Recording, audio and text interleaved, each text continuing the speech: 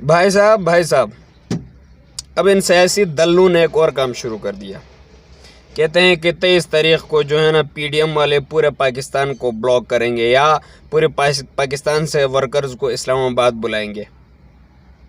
भाई साहब मैं इनसे सिर्फ ये पूछना चाहता हूँ कि ठीक है, मान लिया इमरान खान की वजह से हुई है, जिस वजह से भी हुई है, महंगाई बहुत हो चुकी, लेकिन क्या आपके पास ये गारंटी है कि आप महंगाई को या सस्पाई कर सकते हैं? 3 साल की पहली जितनी कीमती थी चीज़ों के अशिया खरदोनोश के, वहाँ पर आप लेके जा सकते हैं?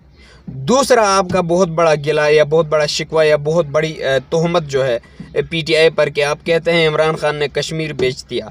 आप सारी 11 की 11 पार्टियाँ मिल करके क्या कश्मीर को वापस ले आ सकते हैं? नहीं ले आ सकते। तो भाई साहब आप क्यों फिर कौम को बुद्धू बना रहे हैं?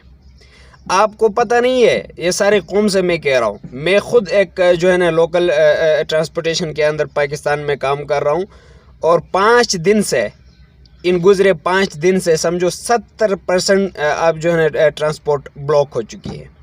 आपकी वजह से और महंगाई हो रही है। अब एक तो आपके, अगर आपको हम सपोर्ट करें, इमरान खान वो जो है ना सीट को छोड़ दे, तो आप कंट्रोल नहीं कर सकते, तो फिर क्यों घुसे हुए हैं? दूसरा ये कि आप कौम को हेल्प करना चाहते हैं। आप कहते हैं कि इसके साथ हमने जंग का ऐलान कर दिया हुकूमत के साथ, कि ताकि इन चीज़ों पे हम जो है ना कंट्रोल करेंगे। तो कहाँ से आप कंट्रोल करेंगे? नहीं कर सकोगे। पूरी दुनिया में महंगाई हो गई है, आप कैसे कंट्रोल करेंगे?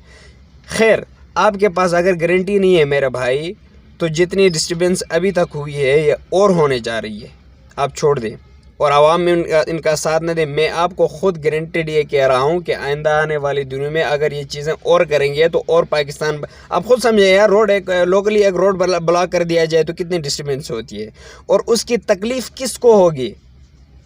हम सबको होगी, हर एक गरीब बंदे को होगी जो पहली महंगाई से जिसकी कमर टूट चुकी है। वल्लाह, चाहे पीटीआई हो या जितनी भी पार्टियां पाकिस्तान की हैं, 1 से 2 बंदों के अलावा सारे मिलकर के कौम को बुद्धू बना रहे हैं।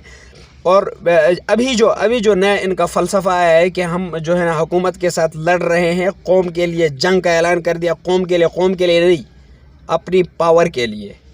या पीटीआई जो कह रही है कि हम इन सब के साथ लड़ रहे हैं कौम के लिए नहीं, पावर के लिए।